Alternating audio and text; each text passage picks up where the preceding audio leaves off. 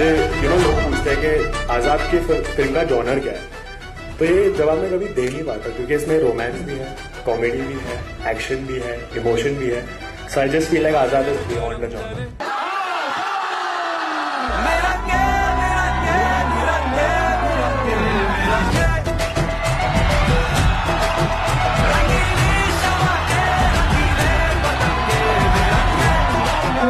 Thank you so much कि आपने इतना सारा प्यार दिखाया हमारे बच्चों के लिए.